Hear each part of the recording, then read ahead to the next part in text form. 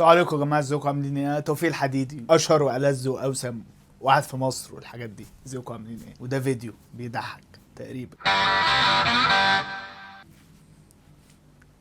لابس جلابيه حاسس ان انا لسه متطاهر او حاجه. قبل كده كنا قاعدين على القهوه وواحد صاحبنا جه وقال لنا يا جماعه انا لسه متطاهر. والله العظيم بجد، يعني انا بجد بكذب. فاحنا قاعدين على القهوه، واحد صاحبنا جه وقال لنا يا جماعه انا لسه متطاهر. فقلنا له يا ابني انت يا ابني اللي انت بتعمله ده ايه يا ابني لسه متطاهر؟ فراح هو قال لنا حاجه، فقلنا له يا ابني انت عبيط يا ابني ولا ايه يا ابني؟ يعني لسه متطاهر. بقالي فترة بمر بحاجات روحانية كتير. بقالي فترة بدور جوه نفسي اكتر. بقالي فترة عايز افهم نفسي وعايز افهم ايه بقى انا ليه.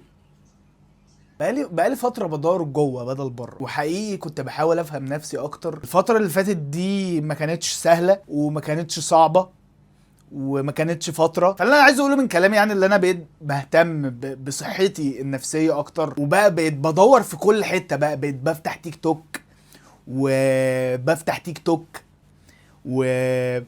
تيك توك انا عامل متابعه انا لكذا حد على التيك توك بيتكلموا في الروحانيات وازاي تعرف نفسك اكتر وتعمل ايه. فاول حاجه استفدتها انك المفروض تمديتيت. انت ازاي تمديتيت؟ طبعا انتوا هتسالوني، طبعا كل جمهوري العزيز عايز يعرف ازاي مديتيت. انا اقول لك ازاي تمديتيت. اعمل فيها خش نام، ده المديتيشن انك تخش تنام. المديتيشن هو بصراحه المديتيشن مش انك تخش تنام.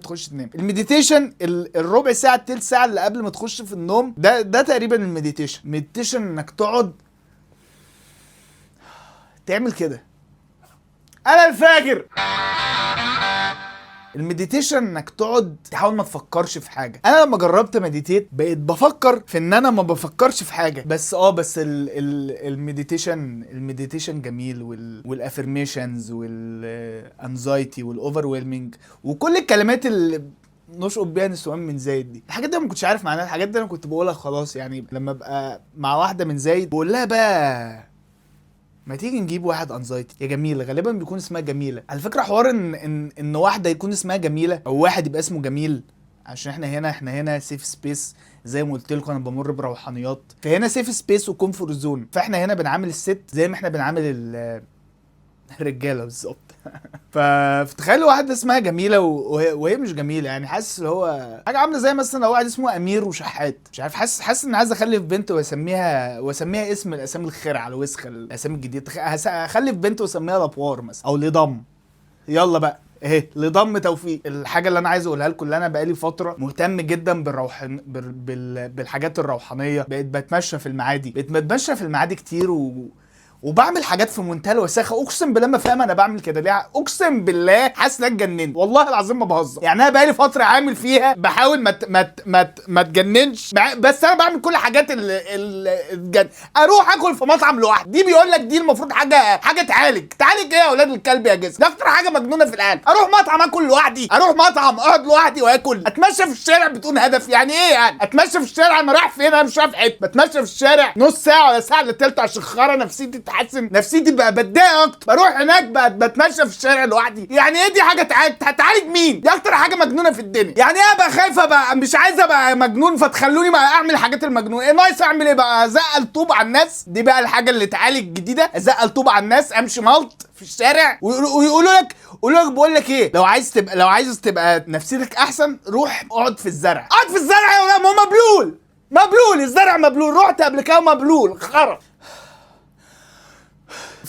وانا في رحلتي بنت الكلب الوسخه اللي انا المفروض بفهم نفسي اكتر، شفت حاجه يا جماعه. وانا في رحلتي وانا بدور جوه بدل ما ادور بره. شفت يا جماعه اللي انا بحب امشي حياتي في باترنز. خدت بالي انا بدور على المألوف دايما. فاحنا النهارده حلقتنا هتكون عن الباترنز، البحث عن المألوف والحاجات الوسخه دي. انزل يا ابني بالتتر.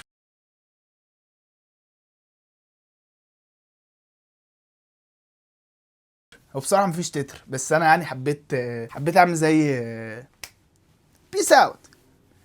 فاكرين بيس اوت؟ عشان النور لازم الايه الضلمه مكانها في القلوب. فجبت نوتة جبت نوتة كاتب فيها كاتب فيها ملاحظات وانا خارج لوحدي، ما انا مش لاقي حاجه اعملها، فجبت نوتة بقيت بكتب فيها. اللي انا خدت بالي منه ان الناس دايما بتدور على المألوف. خلونا اشرح اكتر لو تسمحوا لي اشرح اكتر. انا خدت بالي ان دايما الناس بتحب تدور على المألوف، بتحب دايما تعمل الحاجه اللي هي عملتها قبل كده. بيخافوا من التجديد، الناس دي بتخاف من التجديد، بيحبوا دايما يشوفوا الحاجات اللي هم شافوها قبل كده. اللي هو يا اسطى مثلا تبقى قاعد مع واحد صاحبك مثلا في البيت لسبب ما، تقول له يا اسطى ما تيجي نتفرج على حاجه حلوه، يجيب لك فيلم هو اتفرج عليه قبل كده. ليه؟ عشان الناس دايما بتحاول تتفرج على المألوف. انا حاسس دلوقتي ان انا مش بثبت اي حاجه من وجهه نظر، بس الصبر واحده واحده. خدوا نفس، تعالوا نمديتيت مع بعض، تعالوا نعمل اسم ار لمدة 3 دقايق من الفيديو. لا زهقت بصراحة. فالناس دايما بتحب تدور على المألوف، بتحب دايما تعمل حاجة اللي هي عملتها قبل كده. بيقول لك كمان ان البشر بيدوروا على المألوف لدرجة ان هم ممكن يكونوا بيدوروا على شريكة حياة زي باباهم او مامتهم. زي باباهم او مامتهم من ناحيه الشكل او الشخصيه او الصفات الوحشه. انت ممكن تكون بتدور مثلا، انت مثلا يعني مثلا ان انت مثلا ابوك كان بيضربك وهو صغير، فانت بتدور على واحد يضربك. لا معلش، انت الاول بتبقى شاذ عشان انت بتدور على واحد يضربك زي باباك بالظبط. لا بس بهزر، يعني هو دايما بيقولك اللي انت بتدور على في شريك حياتك على حاجه انت شفتها قبل كده. يعني مثلا انت امك يعني مثلا فلنفترض مثلا انت امك عشان تديك الحب، تقرن حاسس ان مدرس ثانويه عامه، تقرن الحب لازم تعمل حاجه علشان امك تديك حب، عشان امك ترضى عنك. فانت بتدور على شريكة حياه، انت برضو لازم تعمل حاجه عشان تديك الحب، وساعتها انت بتحب ده عشان ده المألوف بالنسبه لك. انا حاسس فهمت الدنيا والله. في اسم تاني للباترنز اسمه روتين، انك بتعمل روتين ليومك، وده مجرد بس اسم روش اللايف كوتشز بيقولوه لك عشان يحسسوا نفسهم اللي هم قالوا لك حاجه مفيده، ان هم قالوا لك كلمه انجليزي. يا جماعه انا قلت كلمه انجليزي. تخيل تروح لواحد شغال لايف كوتش عشان يقول لك تمشي حياتك ازاي. انت حرفيا شغال لايف كوتش يا اسطى، كنت رفعت نفسك يا اسطى واشتغلت حاجه حقيقيه. يعني ايه شغال لايف كوتش؟ ايه يعني بتقف في حياه الناس يعني على الكورس الطويل ده اللي بيطلعوا له بسلم وفي علم فوق راسك، ساعات بيبقى اسود ساعات بيبقى احمر على حسب البحر بيكون عامل ازاي.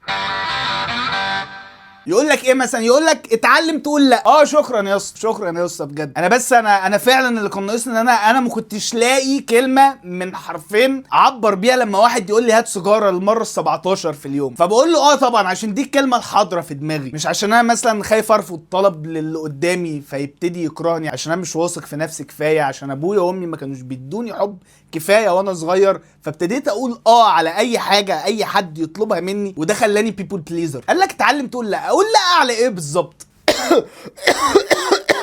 جالي ذبحه صدريه، حد يطلب الاسعاف؟ لا شكرا لا شكرا. اتعلم تقول لا. بيقول لك اعمل روتين ليومك.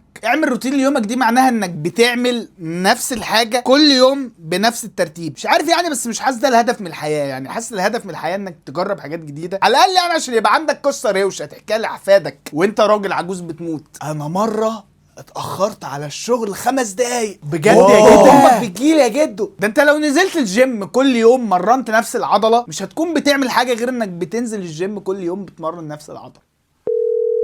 وفي حاجات عشوائيه فشخ بنفضل فاكرينها وبتفضل محفوره في دماغاتنا، زي مثلا ريحه برفان الاكس بتاعتك، اللي انت تكون ماشي في الشارع في امان الله فتشم فجاه ريحه البرفان الاكس بتاعتك، هتفتكر انها سابتك يوم عيد ميلادك، ولولا بس انك فهمتها كاسقاط انها سابتك يوم عيد ميلادك فبالتالي انت بقيت شخص جديد. كان زمانك كان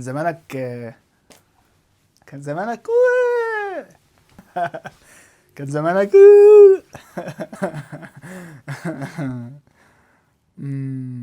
الباترن كمان ممكن يكون رد فعلك على فعل معين، كل ما الفعل ده يحصل تبقى ردة فعلك هي زي مثلا الناس اللي لما بتتضايق بتاكل. ثانية هقولها تاني، واحد بيتضايق فبياكل.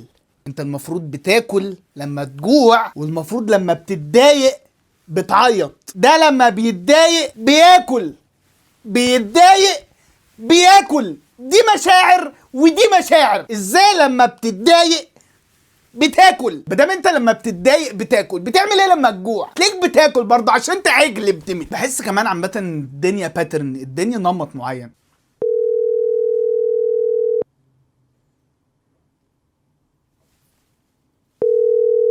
انت اول ما بتتولد بتكون عيل مقرف، بيعيط طول الوقت، جعان طول الوقت، عطشان طول الوقت، ولازم يكون في حد يهتم بيه يا اما هتموت. بعد كده بتعيش كام سنه في النص كده، وبعد كده بتكبر بتكون راجل عجوز مقرف بيعيط طول الوقت. او مش بيعيط يعني، بصراحه هو بيزعق طول الوقت. لو شفت راجل عجوز بيعيط، دي بجد اكتر حاجه تحزن في الدنيا يعني. تعيط ليه يا حاج؟ امشي احرق. المهم يعني اللي انت بتكون راجل عجوز مقرف برضه، بيزعق على كل حاجه ولازم يكون في حد يهتم بيه. فانا حاسس ان في حكمه في الموضوع يعني، بس انا مش قادر احط ايدي جواها يعني.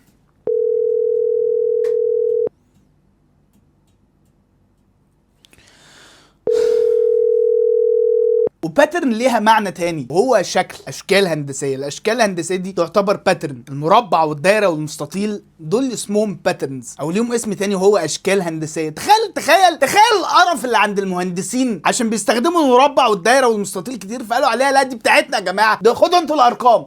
او لا، بقول لكم ايه، هاتوا الارقام كمان، خدوا الحروف، او هاتوا الحروف كمان، كله بتاعنا. هي عشان يعني انتوا عشان يعني بتبني بيه عماره. انا عمري اصلا ما شفت عماره على شكل دايره غير في الواحه. في الواحه تلاقي كل حاجه، في الواحه تلاقي عماره على كل الاشكال. ممكن تلاقي عماره على شكل نجمه.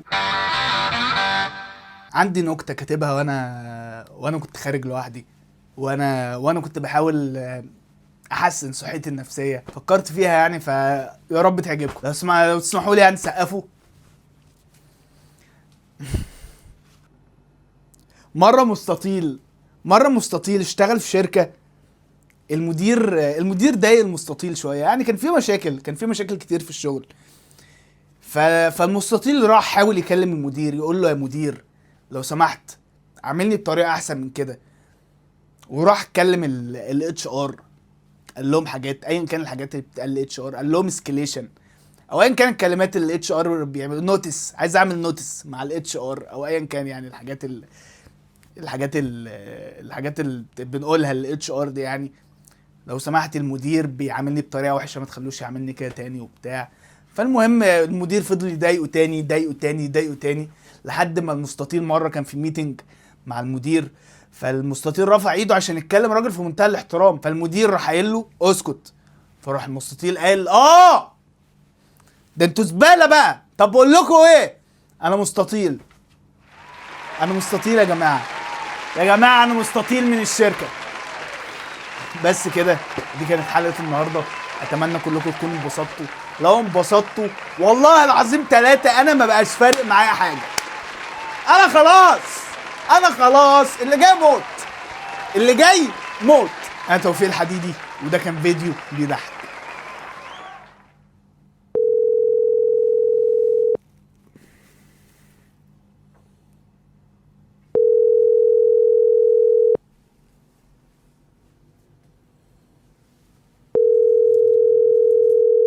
الو.